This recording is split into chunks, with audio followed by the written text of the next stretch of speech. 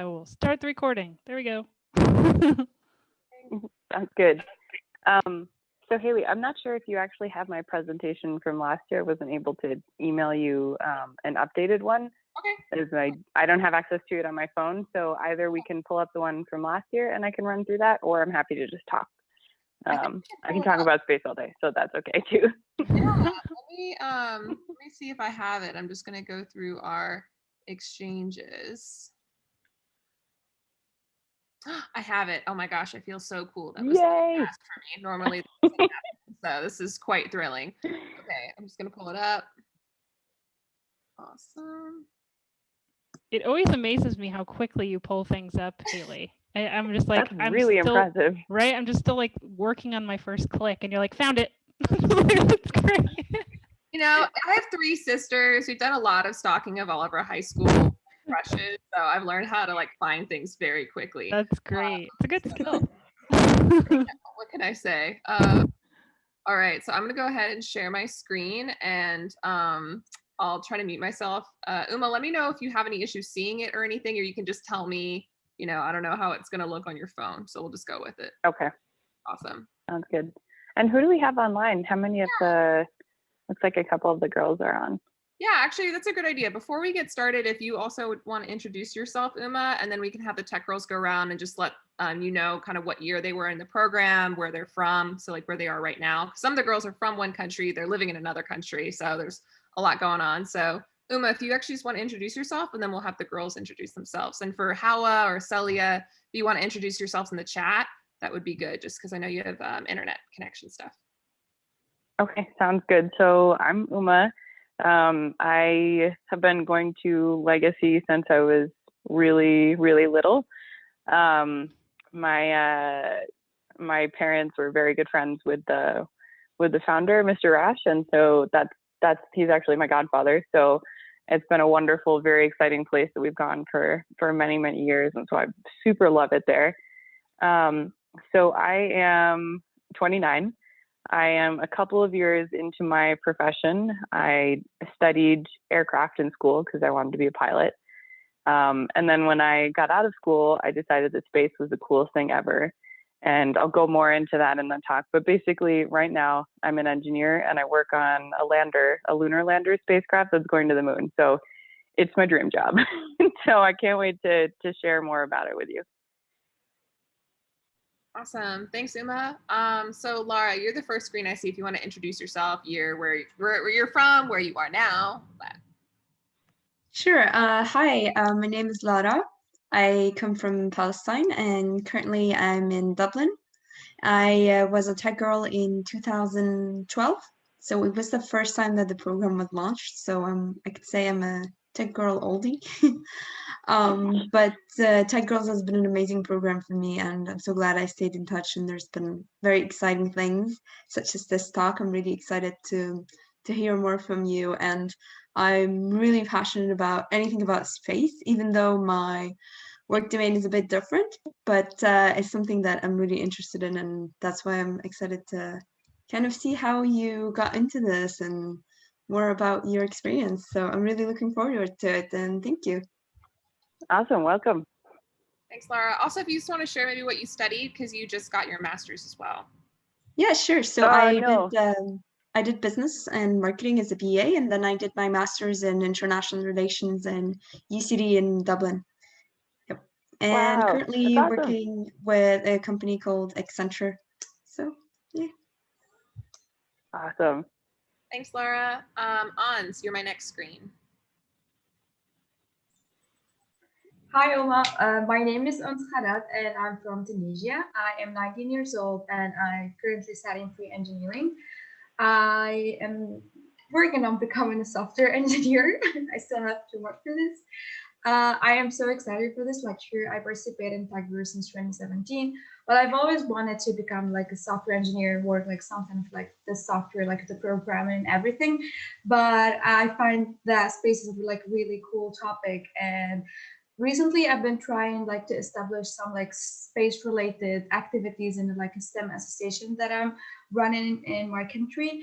And I find that especially like the little like kids and like the teenagers find it really cool, and it's such an interesting topic. So I'm looking forward to your lecture. Thank you. Awesome. Great to meet you. Thanks, Ons. So fun fact about Ons, in 2017, that was my first year as a staff in Tech Girls, and I really thought she was solving like all these world problems because she would like march up and down the dining hall in Virginia Tech on the phone and like on all these international calls and like speaking in Arabic and just like really getting things done. And I'm like, wow, what am I doing? I'm like one of the staff and I look less busy than Ons. So she's just like this powerhouse, but I love it. So I see Acelia. Thank you so much for sending your message. It's so good to have you on the call. I miss you. Acelia is from Kyrgyzstan in Central Asia. She's 17, almost 18. She was one of our Tech Girls 2019, and she's just phenomenal. I miss you too. And if you want to share too, maybe Acelia, what you hope to study in university, feel free to drop that in the chat too. Tama, you go on ahead. Hi, Uma. I don't know if you remember me. I actually sat. Yes. I have the medal that you gave us like somewhere behind me. Yes. I'll see if I can Awesome. get it at the end.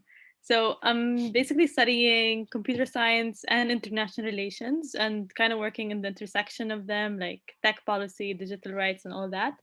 I'm currently working at an accelerator here in Palestine. So I loved that I know your boyfriend came with you and gave us like a talk also about his idea. It was like awesome. I still have the sticker, and I was like, this is a perfect place to like reconnect with you and say hi.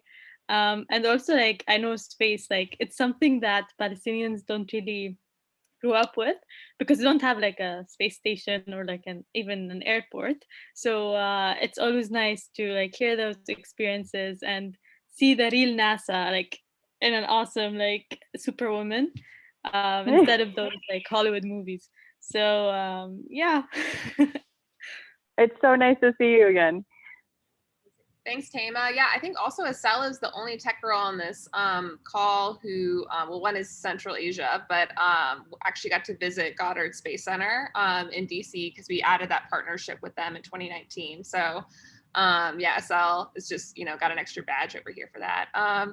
See, Hawa dropped her intro in the chat. Her name is Hawa. She's from Algeria. She's studying electronics and electrical engineering in Algiers University.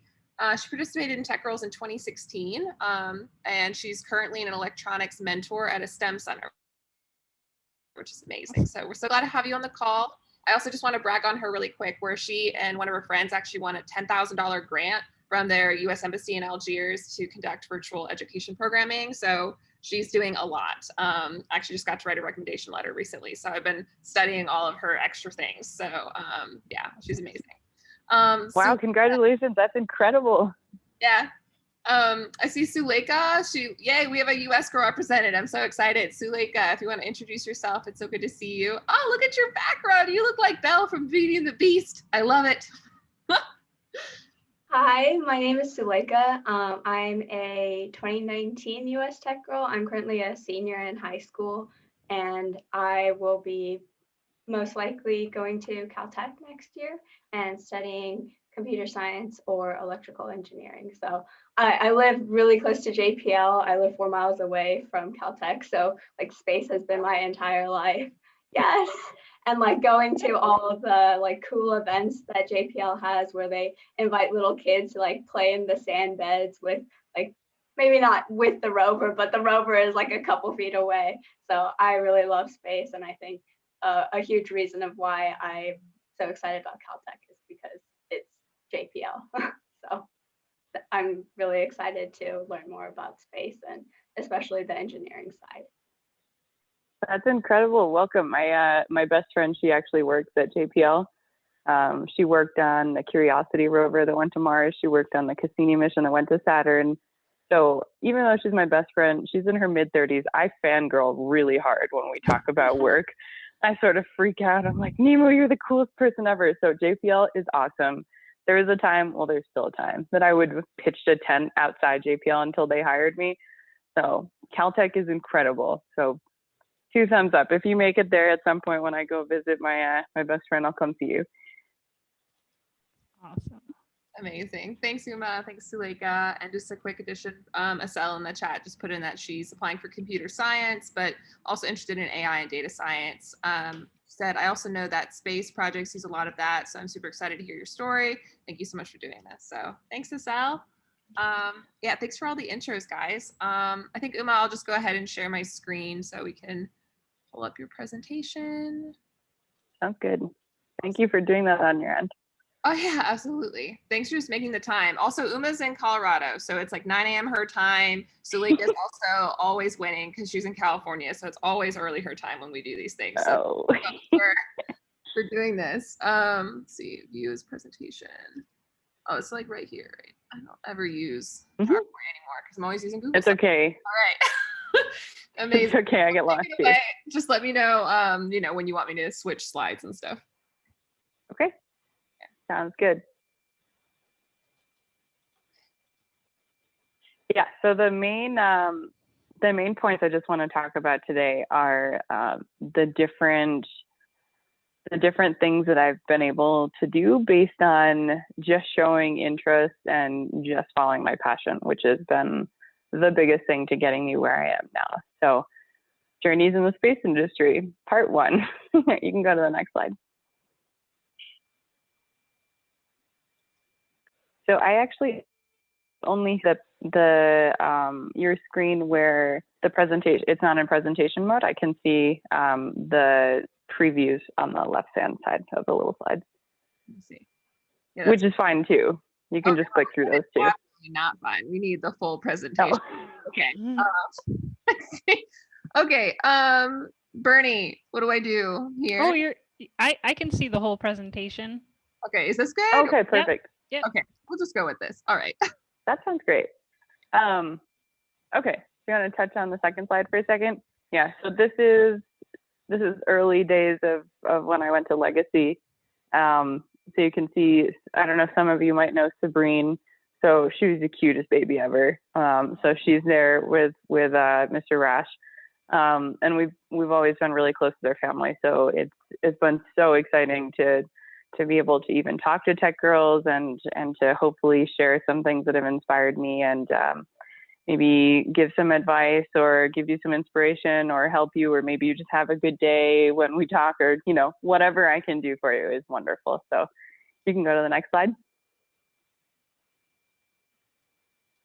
Okay, so the day I fell in love with space, I think this was, oh my gosh, am I getting old? I don't even remember what year this was. Oh no, it's starting to happen. Maybe 5-6 years ago or so now.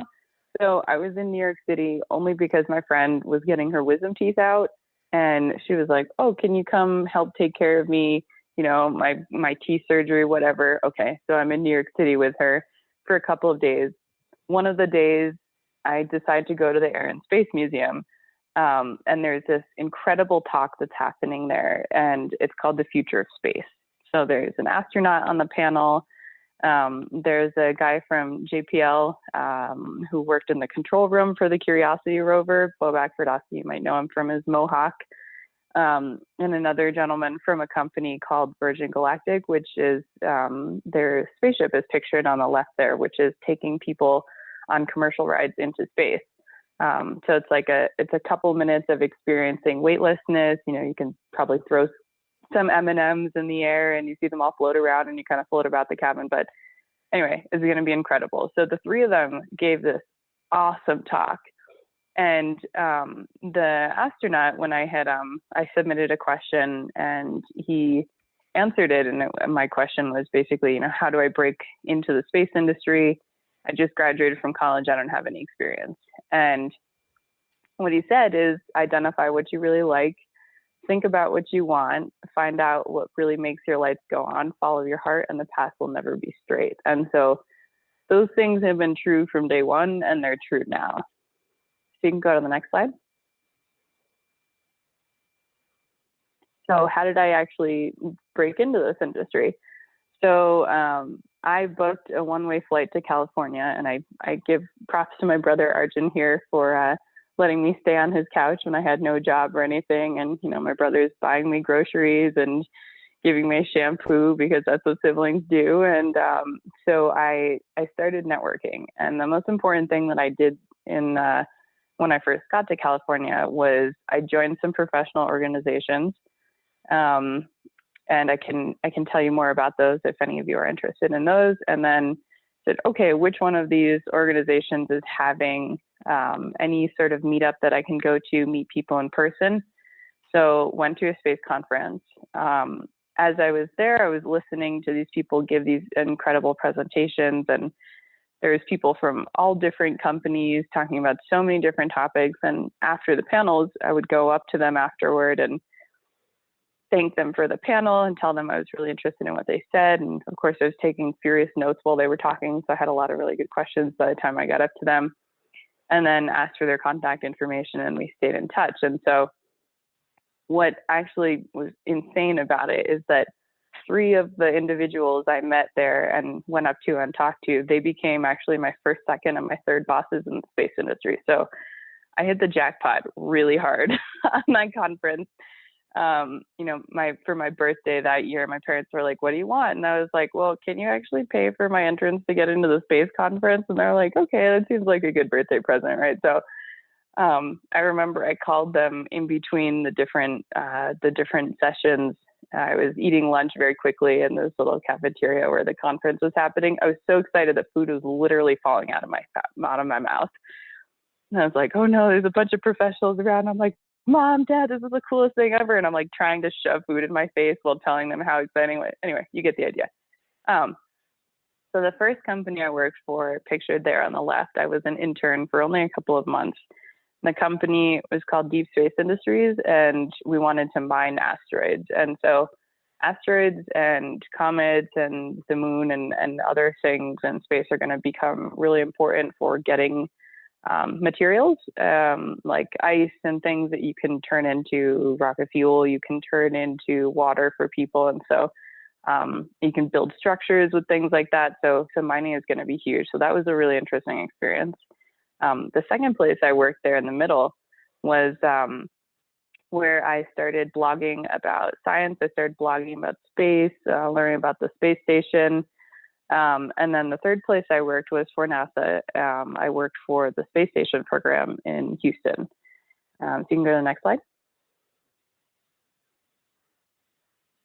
Okay, so while I was at NASA, it was awesome. First of all, I was kind of having to pinch myself that this was even real because I didn't actually think I was ever smart enough to get into NASA. So that really blew my world when I actually, got the interview, got the job offer. And so pictured on the left is the International Space Station, which some of you may already know about.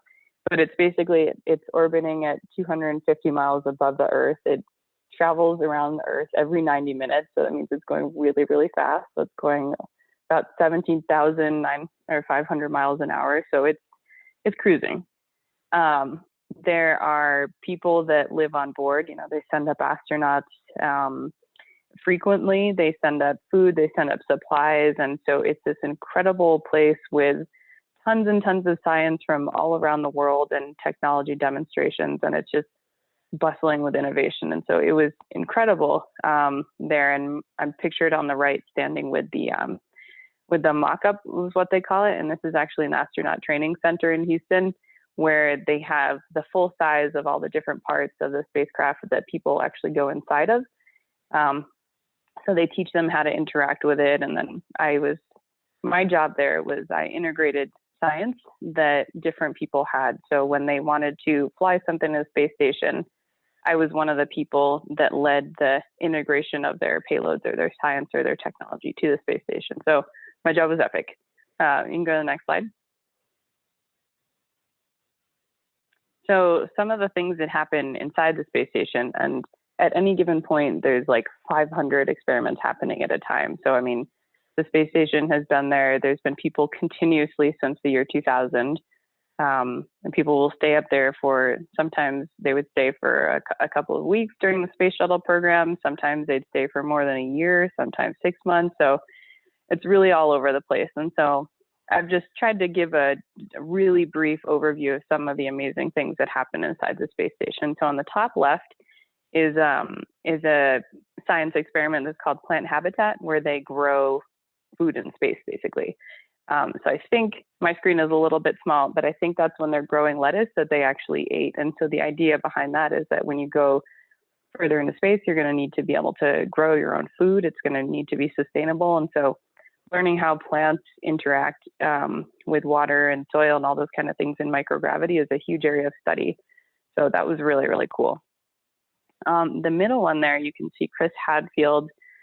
He's actually squeezing out a wet washcloth, and water behaves very differently in zero gravity in space.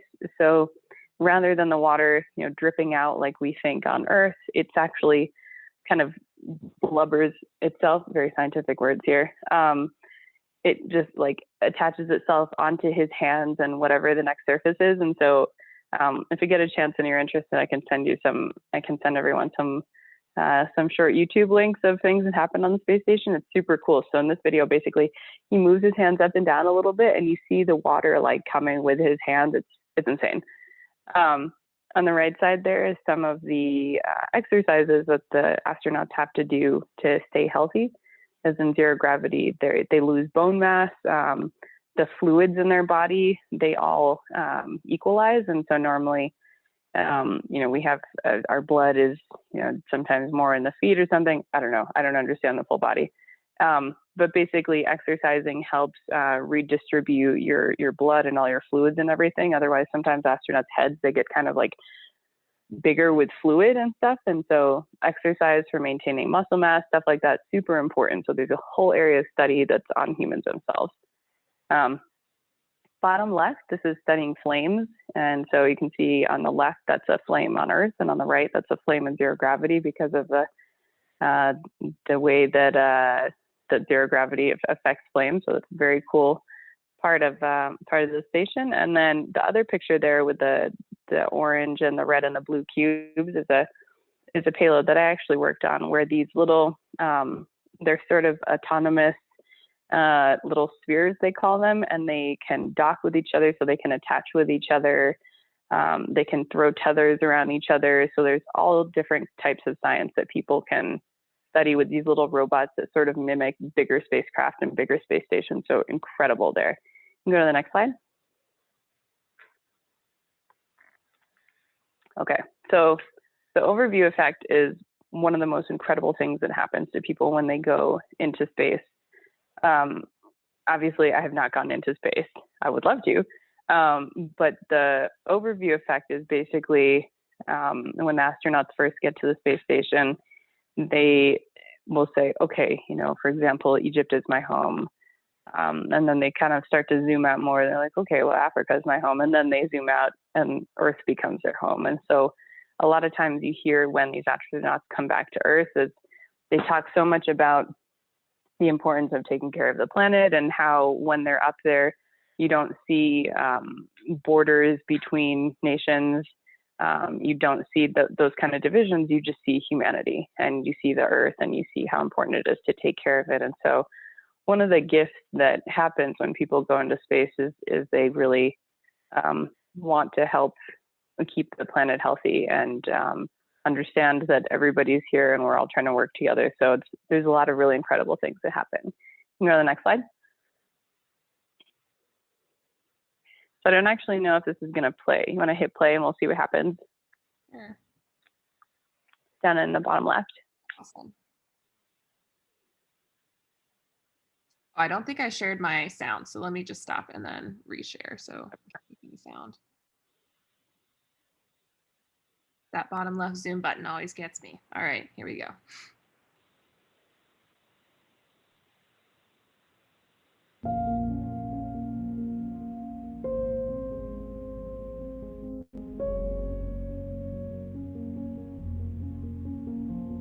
So this is a time lapse from a really incredible place in the space station where it's just full of glass windows, where there's video cameras. Astronauts sometimes will sit there.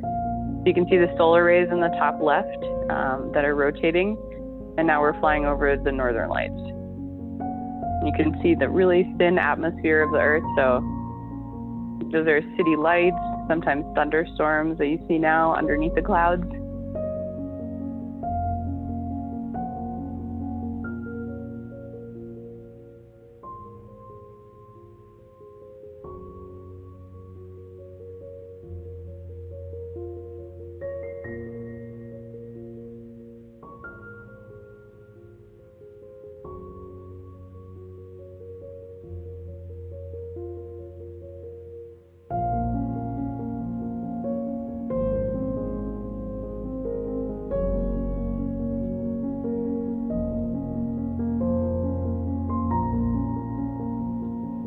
On the left side there, you see one of the parts of the space station that attaches and detaches and goes down to the Earth and brings crew and supplies. So that's why you see the little solar rays sticking out.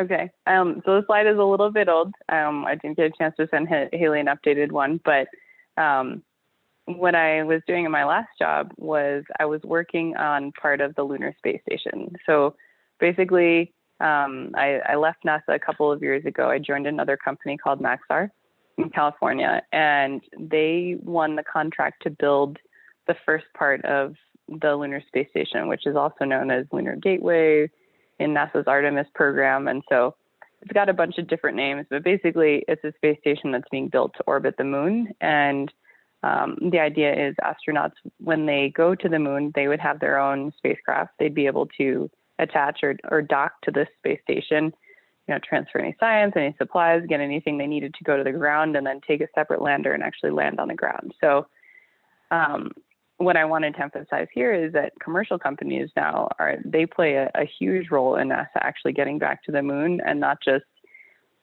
going to the moon like we did during Apollo for a couple of days at a time and then coming back, but actually to stay.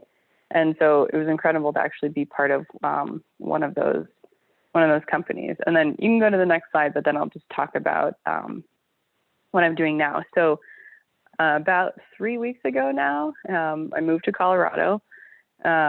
It's very snowy and cold. It's not like California anymore. So that's been a little tricky, but I got my dream job, and it was basically I work for a company that's called iSpace.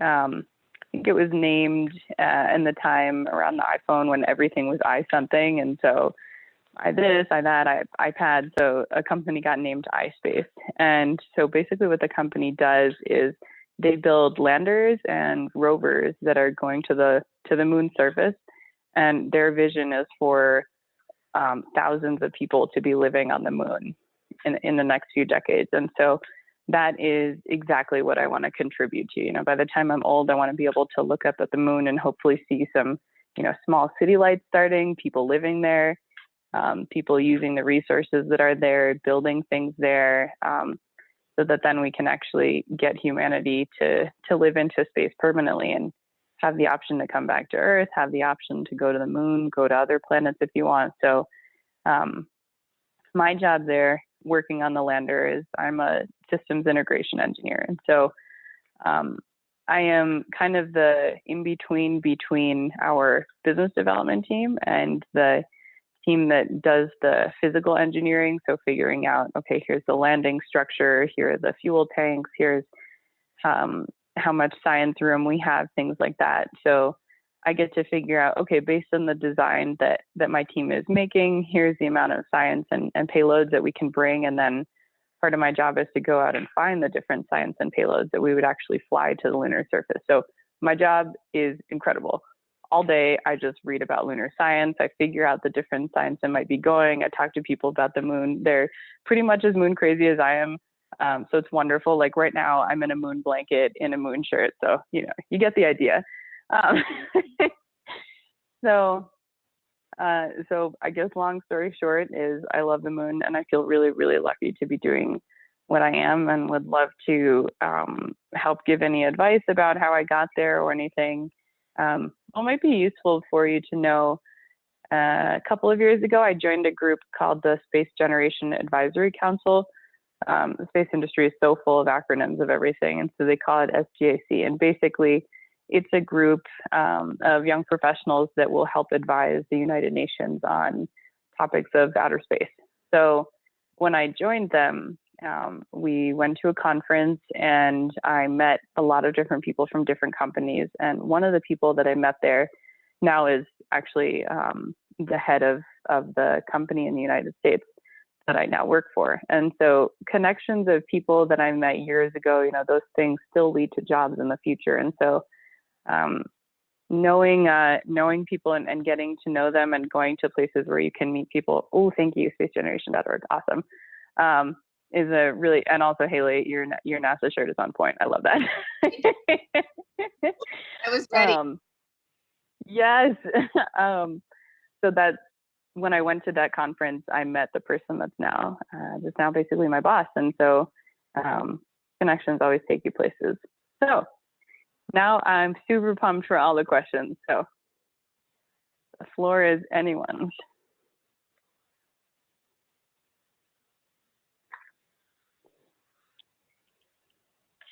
Yeah, I have a question.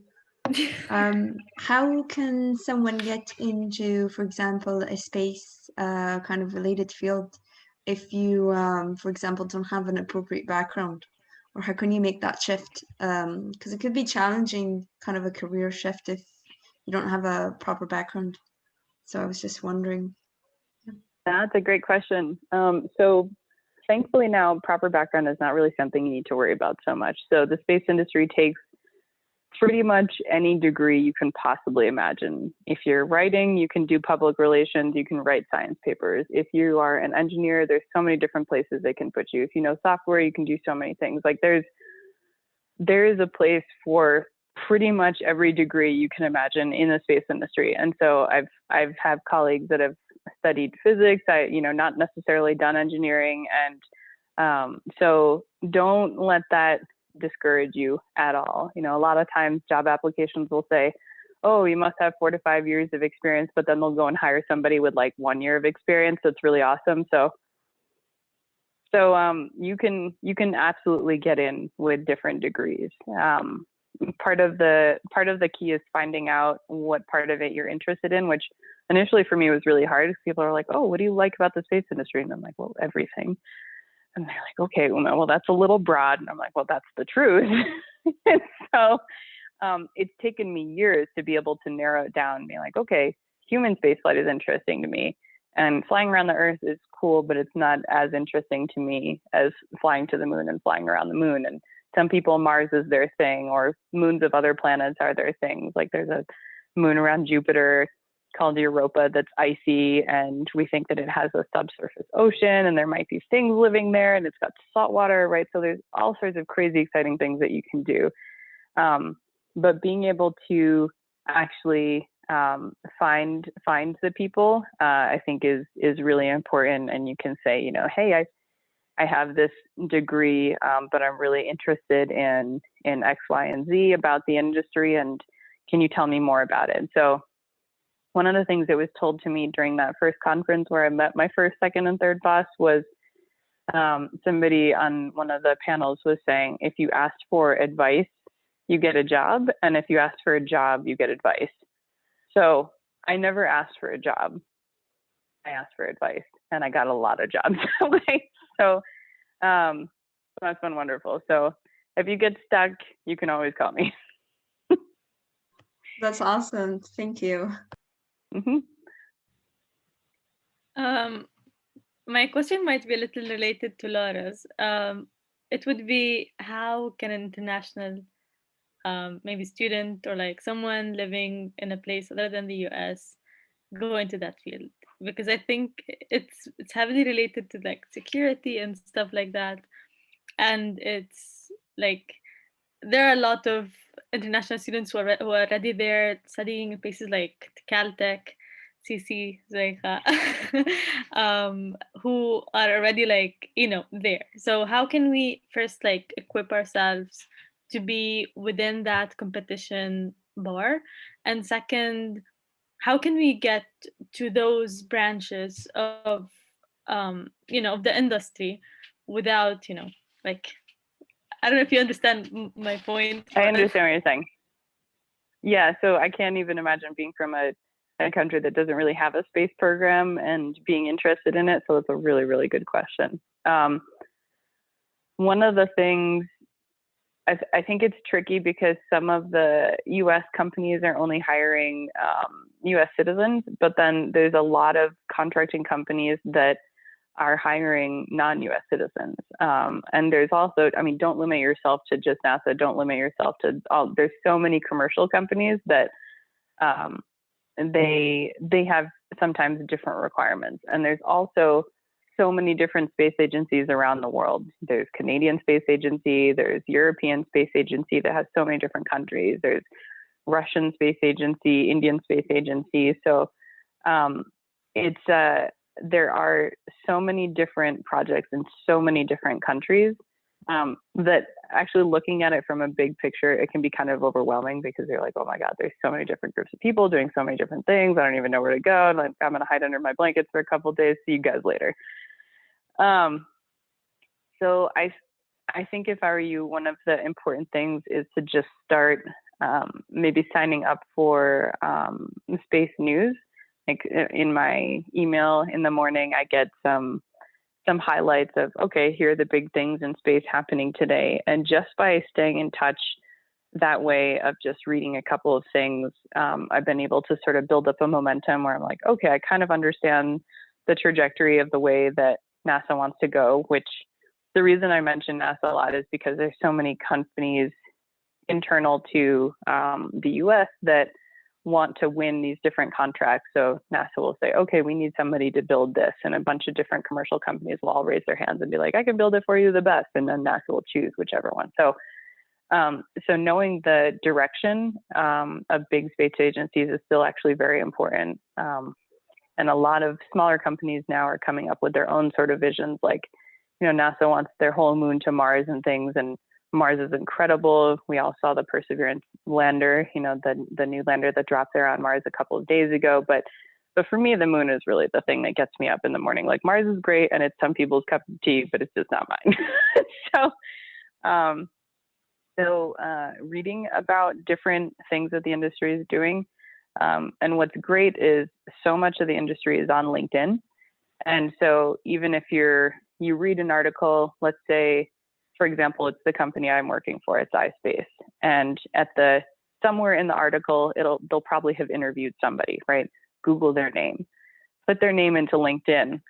You can send them a message out of the blue. You can be like, hey, my name is blah, blah, blah. I'm super interested about the space industry. I'm this year in university, or I'm about to study this in college, or I have this degree, and I was reading this article. You add the link in there. Like, I read this amazing article that just came out, and I would love to learn more about the company, and I'm super interested. Like, things like that are golden because you're showing interest to the right people. And what I've seen across pretty much anybody I've interacted with in this industry is they will help get you to the person you need to talk to get where you want to go. So think of the aerospace community as kind of a really big family that has a really big network and a really big web. And they're like, oh, okay, I know somebody over there that wants to do this over here. And the connections are very, very helpful. So what was your second question again? I forgot, but I have like a follow-up question. So I'm interested, obviously, like in the policy side of it. Like, of course, tech and like space industry has like tons of like tech policy, tech that needs policy and that needs regulation. And getting into that niche side of the industry is like also a little bit tricky. And I just want to like second what you said about LinkedIn. That's like the ultimate weapon for opportunities. That's like, go there. If you have any sort of like names or organizations that start, so I can like start reading from there and begin researching, that would be awesome. And thank you. Yes. So space policy. So when I worked for the Coalition for Deep Space Exploration, that's where I was doing the blogging and I did a lot of research there for my boss, who's still one of my favorite people on the planet. And I give her credit for getting me into the industry, because she's really the one that took interest in me and helped me get my job at NASA. She helped me in anywhere I've gotten. And also is, like, let me stay at her house during conferences, and like I fell in love with her cats. Like, it's a whole thing, right? But she does a lot of space policy, and so she kind of introduced me to that world. And so if you Google Coalition for Deep Space Exploration, that would be something I would definitely sign up for. Their email, I still get those every morning. That's kind of like the brief summary of things that are happening. And then if you want like full-blown space policy, there's a woman named Marcia Smith, Marcia, I think, Marcia Smith. She has a Twitter account. She has a website where she talks a lot about the different space policy that's happening in the country. And so she's like the best person to follow if you're interested in space policy. I think so. I've never actually met her in person. So you can always send me a message afterward, and I can help you figure out if it's the right person. But yeah, I would still say like reading is your best bet. And there's actually a lot of talks on YouTube. If you type in space policy, I mean, first of all, your YouTube's going to blow up because there's going to be so many different things. But if you type in like 2020 space policy, or space policy moon, or just like, so much of life now is knowing the right Google search words, which I think there should be a college course on it at this point. But yeah, I would start there. If you just start reading about space policy online, there's going to be so many different websites. Like, I can help you select the few that might be interesting and relevant to you. But over time of reading them, a couple weeks or so, you'll get a sense of, okay, this one's helpful and is leading me to a lot of other companies and is igniting my interest, versus this one's kind of stale and boring and like dry toast. It's not really doing anything for me. So does that help? Okay, good.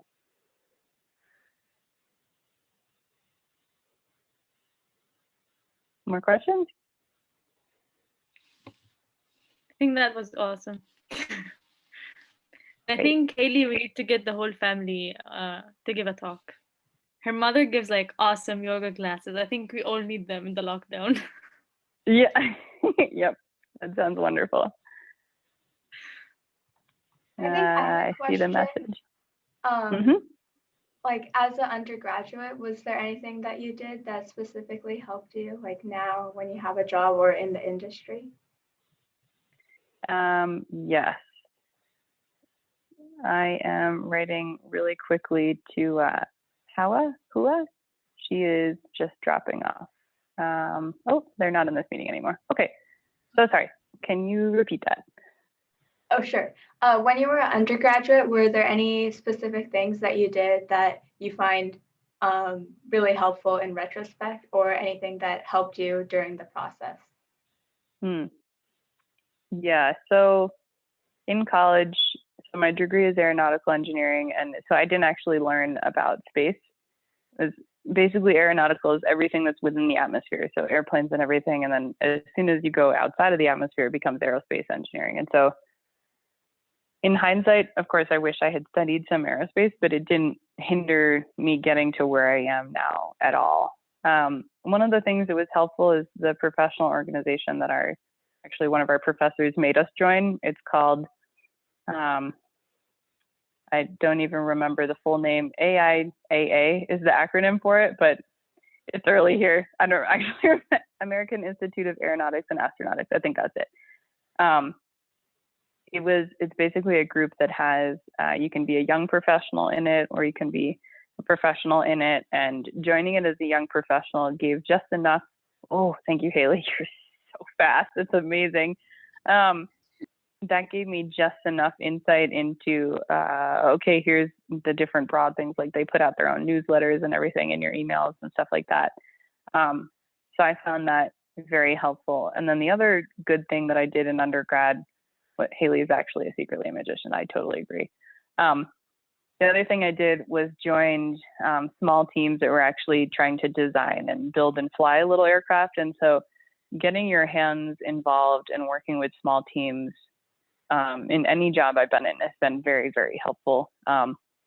It gives you a great idea of how to work in teams, which is kind of, that's your golden ticket no matter what industry you're in. You know, if you don't know how to work in a team and you don't like working with people, then that makes everybody's life more challenging. But if when you're in college, you start to learn how to work with people, when you have the same goal, okay, we all want to build this little plane for this competition in half a year or something, which is what I was working on. Those kind of small teams have been very, very helpful. Now, of course, it's COVID and everybody's quarantined, and that's really hard now, but even still trying to get involved in any teams that you can and any small groups, I found that to be really, really helpful. Thank you. Mm-hmm.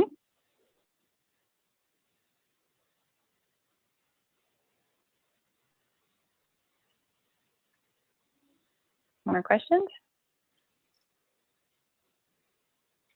I think you went through everything. You're just like a full complete guide. Just like kind of a general, not specific question that I just would love to hear your perspective on for me as well, and just generally is just any insight or tips on just how to stay motivated like in tough times as well. Like I've seen like just from your hearing this talk twice, like you really had to work really hard. You're now getting, you know, what you'd considered your dream job. You've had to move multiple times. I'm sure you have experienced a lot of just, you know, challenges, even moving in the pandemic, all these different things. So for all of us who are, you know, we're all experiencing this pandemic in different ways. What are ways that you have found it's helpful to stay motivated for you, like professionally, personally, things like that? So for the last almost year, I was working from home for Maxar while I was working on the project for the Lunar Space Station. And now, since I'm in Denver and it's the Colorado policies around what's open and what's not during quarantine are quite different. So we're actually all in the office, but it's a very small team. There's the whole company right here in Colorado is 12 people. It's got more people in Japan and in Luxembourg, but right now, since there's so few people, we can all be in the office okay. And that's actually been huge for my productivity and mental health and enjoyment and just overall joy during the day. I thought early on in the pandemic, okay, working from home is going to be great. And I lived the pajama life and all of that was wonderful. But one of the things I found helpful in working from home was really actually taking breaks and going outside. And it didn't matter if it was cold out or if it was raining or if it was sunny or whatever, just physically sitting outside did so much wonders for taking a break away from the screen. Sometimes during quarantine, what I've seen and what I experience in my company, and I've seen a lot of people in this industry do, is they work so many more hours now. So it's in like the balance between work and life and family and home and all those have kind of been completely overlapping and blurred and are just a big mess, basically. So a couple of things that really helped me, one of which was sometimes I'd go running in California outside, and that really helped to just get so far away from my desk and my computer. Other days I would put a hard cutoff. I was like, okay, you know, it's 7 o'clock.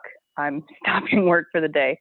Otherwise I was working until like 1, 2, 3 in the morning. A lot of the days, like it was actually getting ridiculous. Like I was working like 14, 15, 16-hour days. You know, my boyfriend and I would basically like see each other at lunch and dinner and give each other cutoffs of like, okay, we're like, it's 3 a.m. we should stop working. Like it was bad. So having that, and I burned out actually quite bad part way into the pandemic. I burned out so hard that I had to take a couple days off and sleep and step away from my computer and just look outside and meditate and not do anything related to work. So the way that I understand is a way to keep sustainably working is to really take care of yourself. I have one friend, she's older than me and much smarter than me. And her first priority during quarantine, she said, my priority is taking care of myself. And she has a family, she has a kid, she's a busy person, she's a professional, but she prioritized health over everything. And she was the only person I knew that did that. Everybody else was like, I'm going to get so on top of things. I'm going to start this program, you know, I'm going to do all these things, and they set themselves up with all these expectations. And she's actually the one that I know that's been doing the best. And I think it's because she built in balance. So one of the things that's been wonderful about actually returning to an office is that there is balance. You know, when I leave work for the day, it's very rare now that I'll actually bring work home and work a little bit. Only if there's a really hard deadline the next day will I do something in the evening. But for the most part, I would say if you don't set boundaries with your work, nobody will set them for you, which has been especially a hard thing to learn as a woman. Because I think we feel like, oh, we haven't done enough, we need to do more. And I wasn't productive during these 5 hours today, so I need to work extra today. And that's sustainable for a couple of days, but over a year of working from home and ultimately over a career, it's just not, it's not sustainable. Retweet. Oh my God, that's hilarious. Yeah, pretty much. So I would say take care of yourself. Realize that your work and your studies and everything is not the only part of your life, even though it's obviously it's a huge important part of your life. But you are also more than your career and more than your education and more than your all of those things combined. You know, you're your own person and you need to still do the things that you love. So one of the things I did is I really love henna.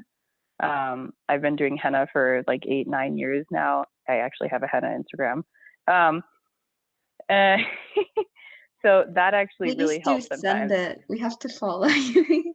I think Haley would Okay. put it now. Yeah. Yeah. Hey, I hey. want to get So good at henna. I'm so bad at it, but I love it. So I really want to learn no, how to do it better. it's okay. When I was first doing it, it basically it was just like lumps of mud on my hand, right? It was so bad. But Yeah. over time, so my Instagram, hilariously, it's called Henna Lord. I couldn't believe nobody had that name. I was cracking up really hard when I made it. So anyway, so doing henna, I'm also really big into flower photography. I bought myself a professional camera during the quarantine. And so started taking pictures and doing like even just doing those two small things, which are very important things to me, was really good for stepping away from work. Basically, don't let quarantine work and education overrun your life. I have a question. I think to you three. I think, or like Laura also because you worked. How can you balance? So as a like a context, I'm 20. I'm still in college, and I already have like a really good position in the company, and I'm yani, I always tell them like I always like I'm happy to be given more responsibility, but in the same time I should be part-time, like working part-time, but due to those responsibilities I end up working like full-time plus my university. So it's like 7 p.m. now, and I like this is like I've been working all day. So how can you balance career advancement with actually saying no, this is my limit in work and I can't do this without it being like I can't take extra responsibility because I lack skills or like, feeling like a fraud or something. Oh So yeah. yeah. Oh, the imposter syndrome is so real. Even so, I mean, I'll tell you a quick story before I answer your question. When I was interviewing for this job, I've never been more terrified and excited in my life. So I went through the first round of interviews with my boss, who's a woman who's incredible. She's like one of the 3-4 smartest women I've ever met in my life. And so great first interview with her, right? So second interview, I have to give a presentation, and I had a friend of mine as a professional coach. And so she was we did a full pretend mock interview before the interview, actually the morning of, and she really grilled me and gave me a lot of feedback. And she was like, look, Uma, this is crap right here. Like you have to do this and you need to do this a little differently. And you have to connect your experience to the job, and incredible feedback. And I credit a lot of how I got this job to the feedback she gave me before that interview. But before, like when she finished her feedback session for me versus when the actual interview started, I had like 15 minutes. So in this time, I had to absorb all of this like hour-long worth of feedback and put myself in a position where I was like happy and energetic. And all of a sudden, I just started crying. Like I had a full meltdown. I was sitting at my computer sobbing. And so I'm like, I go into the bathroom, I'm like trying to put on a little bit of makeup for the interview. I'm trying to put on mascara. I'm still crying. Jeremy's standing there and he was like, oh my God, are you okay? And I was like, I don't know. Like, I was genuinely terrified. And so I was basically like throwing on makeup to make it look like I wasn't crying. And what I realized after the fact was it just felt like so much pressure to actually be like one conversation away from my dream job that I was completely melting down. I was like, I don't even know if I'm smart enough for this. Why would they hire me? Blah, blah, like all that was there too, right? But when I actually went into the interview and I started talking to them, you know, my mouth was really dry and I was pretty nervous, but I made it all the way through. And then they made me the offer a couple of days later. So like it all went very well. But feeling like an imposter and like a fraud is, I don't know a single female in this industry that hasn't felt that at some point or continuously or has to fight it. I mean, in the whole professional world, it's like it is. It's ridiculous. The number one thing we need to get rid of. Yeah, it's so much of it, I think, is women supporting other women and saying, you know, you are good at this, you are qualified for this. And I had other people telling me you'd be really good for this job. And I think if they hadn't told me that, I wouldn't have thought I was good enough for this job. I've completely forgotten your question.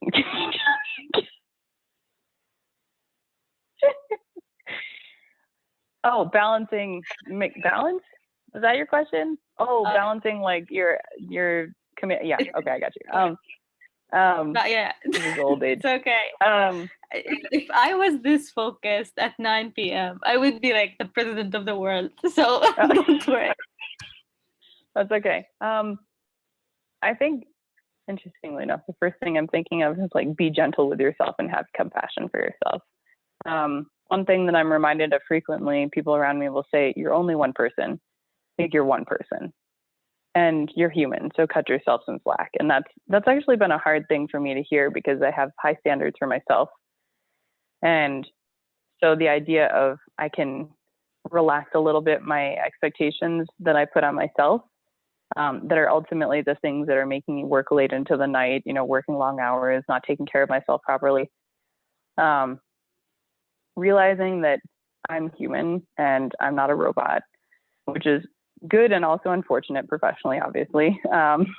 But I'm a human and I need to sleep and I need hugs and I need good food and I need sunshine. And something I read is you're basically a house plant with complicated emotions, which I definitely identify with. Sunshine, Good water, tweet, food, yeah, all of Haley. that. Right? Another tweetable. But then, like, how do you communicate that? Like, how do you tell your CEO, I don't like, I can't take this responsibility because I need to only like work within those hours, and I have like, you know, how do you tell that without essential. sounding like, you know? It's essential. I think an important thing to realize there when you set boundaries with your work is that I think sometimes it's easier for men to set boundaries with work because they don't feel the same guilt that we do. So, you know, they can go into their boss and be like, yeah, you know, I can't take on this task because I'm busy with task A. And like, that's the end of their conversation. Like, what is that even like? Meanwhile, I'm going through a week-long worth of guilt of I should really be able to take this on. I tried taking it on. I don't sleep for a week. And then I'm like, okay, maybe I actually can't take this on. But I found that I feel myself and a lot of other women, I think, share the feeling of if I can't do everything, then I've failed. And I have to be able to do everything, which is insane. And I think there's an expectation that women put on themselves, that society puts on them, that there's pressure of, oh, now, you know, we're in the workforce and we're a really important part of where all these industries are going. And we have to be good at this and we have to be more on top of things and work longer hours. But if you don't take care of yourself, none of those things will be sustainable. So I'd say setting boundaries and not feeling bad is essential. So for an example, like one of the things I said to a colleague last week, he was trying to give me a little bit of his task. And my boss is wonderful and has very clear boundaries on these are your tasks, these are these other people's tasks, right? It's not always that easy. But as soon as he was going into that gray area and was like, oh yeah, Uma will be leading this. And I wrote to him and I was like, no, my understanding is that's actually not part of my responsibility. That falls under your role. And I wrote it and just didn't feel bad. And you know, I asked my boss quickly, and I was like, "Hey, Kirsten, this isn't part of my job, is it?" And she was like, "Nope." And so the next meeting I had with him, he was like, "Oh, I'm sorry, I misunderstood the responsibility. Sorry about that." Right. And that was all we ever spoke of it. So if I overthink trying to draw boundaries, I find that I don't draw them because I end up feeling bad. If I think, okay, I'm a human, I have a limited amount of resources in the day. If I spread myself too thin, I will not be good at anything in my life. Is like, hey, I would love to do this task for you, and I understand it's important, so I'm putting aside some time for it. I will not be able to do task X, Y, and Z. Sometimes it's really important that you actually don't explain yourself. I think a lot of times as women, we try to justify every time we say no and set a boundary, we feel like we have to explain, and we don't. And that's actually been something very powerful that I see in some of the women I respect most in the industry. They don't give explanations like that. It can be something as simple as, you know, all the roles that they have, and they'll say, "Yep, you know, in a week this is realistic for me." I would say just remember that you're human and don't feel bad, because nobody can do everything. Like, Superwoman is not really, Superwoman just sounds exhausting, frankly. Superwoman doesn't look like she takes naps, and I really like naps. So like, that's not gonna work. Take care of yourself, I'd say. Yeah, I so agree. I've been reading like books like Lean On for like Sherelle, and they just explain, like, it's, I think, the perfect book to read as you're like going into like professional life, because it just like decodes those work those work like lifestyles and stuff that happens that I cannot possibly like understand if someone else didn't like stand in my place and be like, yeah, this means this and you need to overcome it by this. And this justification and feeling like, so one of the things that stick with me the most is, because she was pregnant, the parking space was not enough, so she had to like park her car like somewhere far and then walk. And the moment like she walks into the meeting, she's like done, like she's all sweaty, she's tired, so she cannot perform. So her husband was like, why not ask them for like a closer parking spot that is like reserved, it's your right, you're. And she's like, why did not I even like think about that? And we often take things like as they're not gonna change and they're like the way they are because for a reason, whereas if you did not ask, you won't get. So Yes, that's like one of the most important, like one of the things that stick with me from that book. It's nice.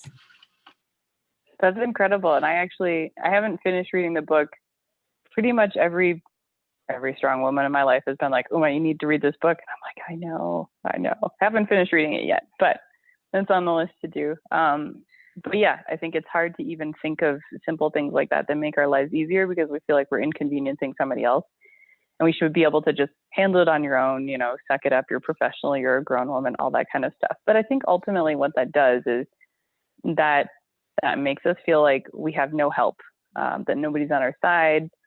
We have to do everything on our own, which when you look around at the world, nobody ever actually does all these things on their own. Like, they've had help in some way. Even if they start a company on their own, somebody else fed them lunch. They paid somebody else to make them breakfast. Like, there's the idea that you have to do things completely on your own is just not the way that the world or humans or animals or plants, like, nothing works that way. So yeah, I would say just remember that you can't be my best friend at JPL, she says, you are not pizza. You can't make everyone happy. So sometimes she'll remind me of that when I'm trying to do things, and she was like, Uma, you're not pizza. And I'm like, dang it, it'd be so good today if I was. And she'd be like, yeah, well, tough, you're not. So, having people that support you and that love you and that you are enough to those people, that is huge. I've built a strong friend base and professional base that are, encouraging. I lived in 2 aerospace communities.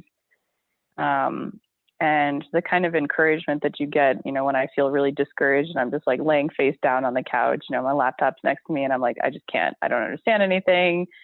I'm not smart enough. And they'll be like, yeah, you know, actually you are, and you can do it. And here, I'll help you with a couple of things, like ask me some questions. And having, knowing that you're not alone in that has been massive. So like, for example, I have depression. And I've had it for a couple of years, which makes everything more difficult because then I feel like everything is my responsibility. And if something doesn't get done right, it's completely my fault, which is putting those kind of expectations on yourself is just not healthy.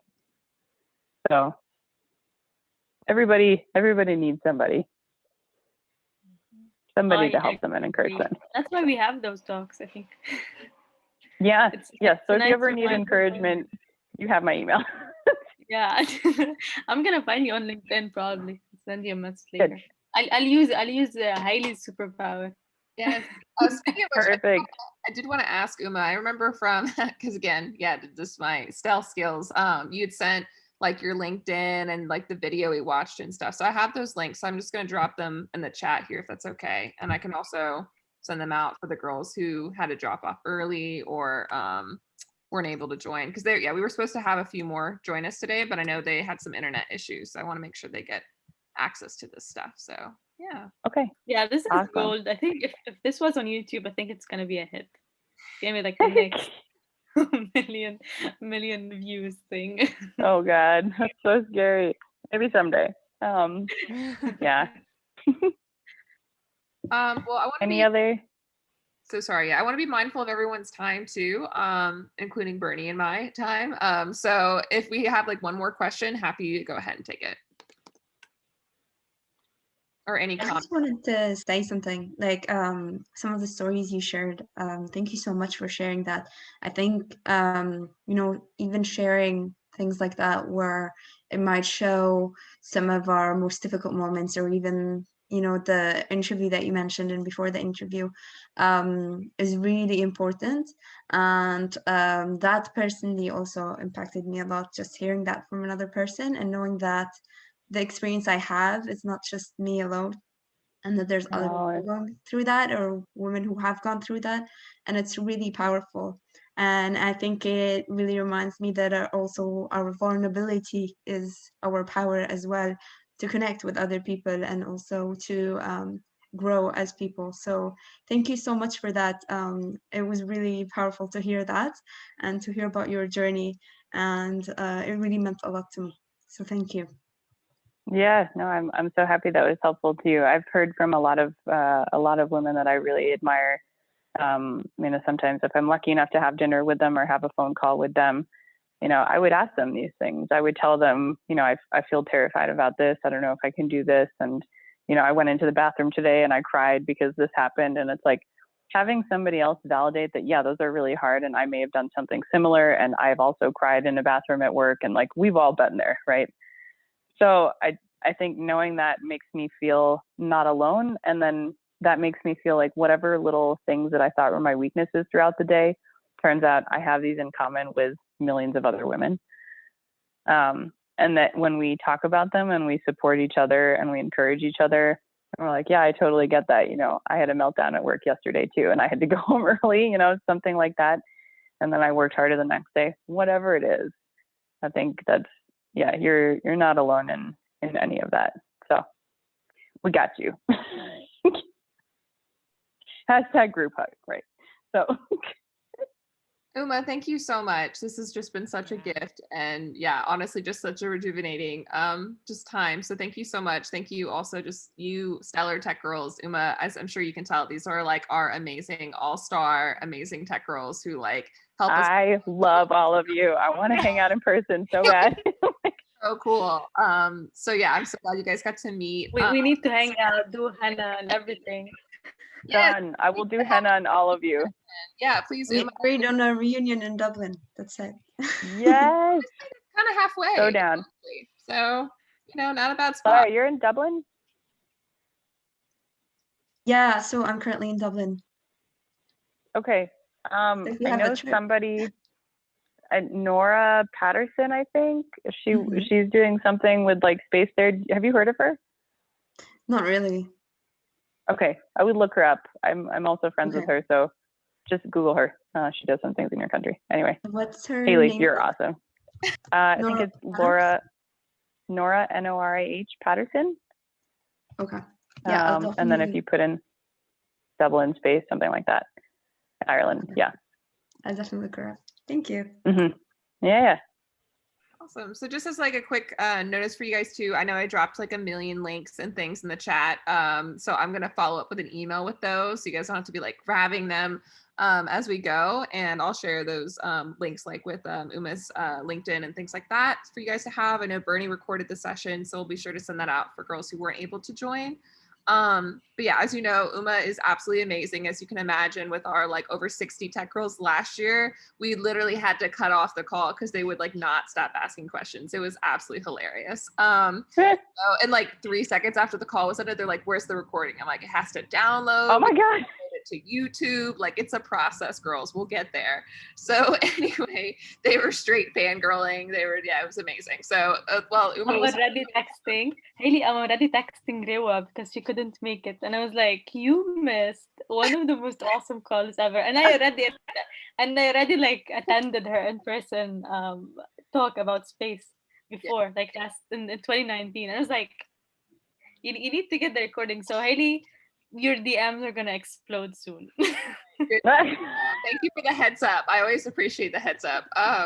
But yeah, and I know I also sent you all too. I'm going to send this to you guys after, but there's just like a doc I put really quick together of just some of our NASA contacts too. So if you do ever want to talk to someone who is like in Houston or in DC right now, happy to kind of do that intro email too. We will be doing some partnership with them, NASA Goddard, this summer. We're trying to figure out what that looks like given everything, but also those women in general are like so excited to ever talk to a tech girl. And I think ironically now more than ever, people are even more open to like hop on a call to chat with someone just due to the state of the world. So, don't, be nervous about that. And there's also like a Bangladeshi and a woman from Europe who also was able to start like working with NASA. So they might also be like interesting people to talk to who, are not just the average American or something. So just keep in mind too, there are also, I think, resources for people who aren't like, the typical example that you would think of. So just keep all that in mind and everything, and we'll follow up with an email there.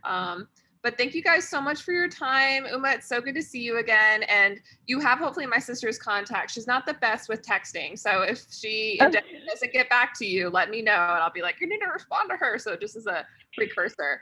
Thank you for reminding me. I embarrassingly actually completely forgot. No, it's totally fine. I just wanted you to know you have the option if she doesn't respond. Thank you. She's bad at it. So it's not anything else. But yeah, so anyway, thank you guys so much for your time. Let us know how we can continue to support you, and you'll probably get that follow-up email tomorrow, and I'll copy Uma on it so you have her email too. Yep. And Haley, there's also last year the like whatever questions some of the girls had sent, and I wrote a bunch of answers down to that.